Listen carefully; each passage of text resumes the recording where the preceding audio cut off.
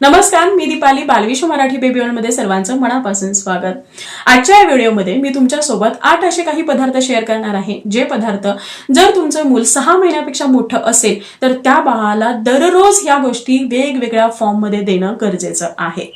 कोणत्या अशा गोष्टी आहेत जाणून घेण्यासाठी आजचा आपला व्हिडिओ शेवटपर्यंत पाहत राहा. व्हिडिओ आवडला तर व्हिडिओला लाईक, शेअर, कमेंट करा. चॅनलला नवीन असेल आतापर्यंत सबस्क्राईब केलं नसेल तर सबस्क्राईब करा आणि शेजारी असणारे जे बेल आयकॉन आहे तेही प्रेस करा, जेणेकरून येणाऱ्या नवीन व्हिडिओचा अपडेट तुम्हाला मिळत राहील. वळूया आपल्या टॉपिककडे. बऱ्याचदा मला पालकांच्या कमेंट्स येतात की हे पदार्थ कधीपासून द्यायला हवे. तर व्हिडिओमध्ये मी वेळोवेळी कोणते पदार्थ कोणत्या वयामध्ये द्यायचे आहेत हे सुद्धा सांगणार आहे, त्यामुळे व्हिडिओ केअरफुली न स्किप करता जरूर पहा. यामध्ये सगळ्यात पहिला आणि खूप महत्त्वाचा पदार्थ कोणता असेल तर ते आहे स्प्राउट्स, म्हणजेच मोड आलेले कडधान्य. मोड आलेले कडधान्य लहान मुलांच्या आहारामध्ये असणं हे खूप जास्त गरजेचं आहे. वाढत्या वयामध्ये मुलांना गरज असते ते भरपूर प्रोटीनची, आणि या कडधान्यामध्ये भरपूर प्रमाणामध्ये प्रोटीन आहे. यामध्ये खूप सारे विटामिन्स आहेत, मिनरल्स आहेत, भरपूर असं कार्बोहायड्रेट आहे, आयरन आहे, झिंक आहे, आणि हे सगळे जे घटक आहेत हे बाळाच्या वाढीसाठी खूप महत्त्वाचे असे घटक आहेत. झिंकमुळे बाळाची भूक छान राहते. हे जे स्प्राउट्स आहेत हे डेली तुम्ही बाळाला देत असाल तर बाळाचं डायजेशन स्मूथ होतं, बाळाचं पोट रेग्युलरली साफ होतं, कारण यामध्ये भरपूर फायबर सुद्धा आहे. जेव्हा मुलांचं पोट साफ होतं तर नव्याने बाळाला भूक लागते. बाळाने जे खाल्लेलं आहे हे बाळाच्या व्यवस्थित अंगी सुद्धा लागतं, आणि म्हणूनच 9 महिन्यापेक्षा मोठ्या बाळाच्या आहारामध्ये तुम्हाला हे जे स्प्राउट्स आहेत हे जरूर ऍड करायचे आहे. नंतरचा जो पुढचा पदार्थ आहे ते आहे फुटाणे किंवा रोस्टेड चणा डाळ जी आहे तर ती तुम्हाला मुलांच्या आहारामध्ये जरूर समाविष्ट करायची आहेत. या अगोदर चॅनलवरती आपण याच्या खूप साऱ्या रेसिपीज शेअर केलेल्या आहेत. रिसेंटली मी याच्या लाडूची रेसिपी सुद्धा शेअर केलेली आहे, तुम्ही ते चेक करू शकता. हे जे काही रोस्टेड चणा डाळ किंवा हे जे फुटाणे आहेत हे व्हेजिटेरियन प्रोटीनचा खूप चांगला असा सोर्स आहे. यामध्ये भरपूर असं प्रोटीन आहे. विशेषतः बाळ जर नॉनव्हेज खात नसेल तर हे जे फुटाणे आहेत हे रेग्युलरली तुम्हाला बाळाला देणं हे खूप गरजेचं आहे. यामध्ये भरपूर असं फायबर आहे, खूप सारे विटामिन्स आहेत, खूप सारे मिनरल्स आहेत, पोटॅशियम, कॅल्शियम भरपूर आहे, ज्या कारणामुळे बाळाची हाडं आहेत किंवा मसल्स आहेत, दात आहेत हे स्ट्रॉंग बनायला मदत होते. बाळाला विशेष ताकद मिळते, बाळाची एनर्जी लेवल वाढायला मदत होते. नंतरचा जो पुढचा पदार्थ आहे ते आहे शेंगदाणे. शेंगदाण्याला गरिबाचा बदाम असं म्हटलं जातं, कारण याचे जे गुणधर्म आहेत ते खूप जास्त फायदेशीर आहेत. हे जे शेंगदाणे आहेत यामध्ये व्हिटॅमिन ई भरपूर असतं, ज्या कारणामुळे बाळाची जी स्किन आहे ही नेहमी मॉइश्चराइज राहायला किंवा हेल्दी राहायला मदत होते. यामध्ये भरपूर असं आयरन आहे, ज्यामुळे बाळाची हिमोग्लोबिन लेवल ही पटकन वाढते. यामध्ये झिंक आहे, ज्या कारणामुळे बाळाची भूक वाढायला, इम्युनिटी बूस्ट व्हायला मदत होते. यामध्ये खूप साऱ्या अँटीऑक्सिडेंटल अशा प्रॉपर्टीज आहेत, ज्यामुळे बाळाला कोणतंही इन्फेक्शन असेल किंवा कोणताही आजार होण्यापासून प्रोटेक्शन मिळते. याशिवाय यामध्ये अजूनही खूप सारे विटॅमिन्स आणि मिनरल्स आहेत, कॅल्शियम आहे, पोटॅशियम आहे, मॅग्नेशियम आहे, ज्यामुळे बाळाच्या हाडामध्ये सुद्धा मजबूती येते. बाळ हा एनर्जी फील करतो किंवा बाळ हा नेहमी ऍक्टिव्ह राहतो, आणि म्हणूनच बाळाला शेंगदाण्याचे लाडू असतील किंवा रेग्युलरची बाळाची जे काही खिचडी आहे, भाजी आहे, तर त्यामध्ये शेंगदाण्याचा वापर तुम्हाला हा जरूर करायचा आहे. शक्यतो शेंगदाणे हे 1 वर्षापेक्षा मोठ्या बाळासाठी वापरायचे आहेत, कारण हे थोडे ॲलर्जिक आहेत. त्यानंतरचा पुढचा चौथा पदार्थ आहे ते म्हणजे दही. बाळाच्या आहारामध्ये रेग्युलरली तुम्हाला दह्याचा समावेश सुद्धा जरूर करायचा आहे. ऋतू कोणताही असू द्या, जर तुम्ही योग्य प्रमाणामध्ये, योग्य वेळेमध्ये, योग्य प्रकारे दही बाळाला दिलं तर ते बाळाला कधीही बाधत नाही. या अगोदर चॅनलवरती आपण बाळाला दही देताना काय काळजी घ्यायला हवी याबद्दल एक सविस्तर व्हिडिओ पोस्ट केलेला आहे. जर तुम्ही तो आतापर्यंत व्हिडिओ पाहिला नसेल तर इथे वरती तुम्हाला लिंक मिळेल, तिथे क्लिक करून तुम्ही तो व्हिडिओ पाहू शकता आणि त्या पद्धतीने दही बाळाला देऊ शकता.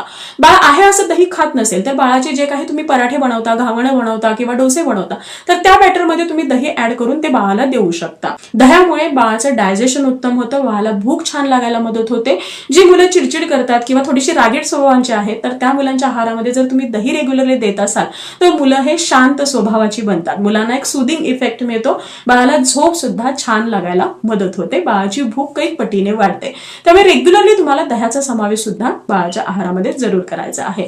दह्याप्रमाणे तुम्हाला पनीर सुद्धा बाळाला द्यायचं आहे. दुधापेक्षा सुद्धा पनीरमध्ये खूप जास्त पटीने प्रोटीन असतं, आणि म्हणून पनीर तुम्हाला जसं बाळ 6 महिन्याचा होतं तर त्यानंतर बाळाच्या आहारामध्ये समाविष्ट करायचं आहे. दही सुद्धा 6 महिन्यानंतर तुम्ही बाळाला देऊ शकता. पनीरमध्ये भरपूर असं कॅल्शियम असतं, मॅग्नेशियम असतं, पोटॅशियम असतं, की ज्यामुळे बाळाची हाडं असतील किंवा दात आहेत किंवा स्नायू आहेत हे मजबूत बनायला मदत होते. जे काही कॅल्शियम बाळ आहारामधून घेतो आहे ते ऍब्सॉर्ब करण्यासाठी गरज असते व्हिटॅमिन डी ची, आणि हे व्हिटॅमिन डी दह्यामध्ये किंवा पनीरमध्ये भरपूर प्रमाणामध्ये असतं. एक वेळ दूध नाही पिला तरी काही हरकत नाही, पण रेग्युलरली बाळाने दही आणि पनीर खाणं हे गरजेचं आहे. त्यानंतर त्यानंतरचा जो पुढचा पदार्थ आहे ते म्हणजे ओट्स आणि दूध. ओट्स आणि दूध हे जे कॉम्बिनेशन आहे हे बेस्ट कॉम्बिनेशन आहे, कारण यामध्ये सगळ्या प्रकारचे पोषक घटक आहेत. बाळाच्या वाढीसाठी आवश्यक असणारं protein, calcium, magnesium, potassium, fibre, खूप सारे फॅटी ऍसिड, फोलेट आणि बऱ्याचशा गोष्टी, खूप सारे विटामिन्स आणि मिनरल्स यामध्ये आहेत. ज्यामुळे जर बाळ एक वेळ, दिवसातून एक वेळ जरी ओट्स आणि दूध खात असेल तरी दिवसभरामध्ये त्यांना जे काही रिक्वायरमेंट आहे ही बऱ्यापैकी फुलफिल होते. आणि म्हणून शक्यतो बाळाचा जो ब्रेकफास्ट आहे यामध्ये ओट्स आणि दूध तुम्हाला जरूर ऍड करायचे आहे. 6 महिन्यानंतर तुम्ही बाळाला हे जरूर देऊ शकता. त्यानंतरचा जो पुढचा पदार्थ आहे ते आहे सोयाबीन किंवा सोया चंक्स. हे जे काही सोयाबीन आहे किंवा जे सोया चंक्स मार्केटमध्ये मिळतात तर ते बाळासाठी अतिशय फायदेशीर वरदान म्हणू शकता तुम्ही असे आहेत.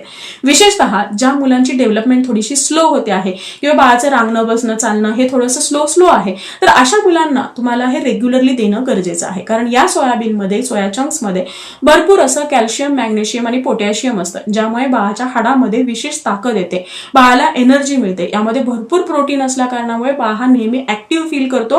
बाळाच्या ज्या मांसपेशी आहेत किंवा हाडं आहेत यामध्ये विशेष मजबूती यायला, ताकद यायला मदत होते आणि म्हणूनच बाळ हा त्याचे जे माइलस्टोन्स आहेत हे लवकर लवकर अचीव्ह करतो.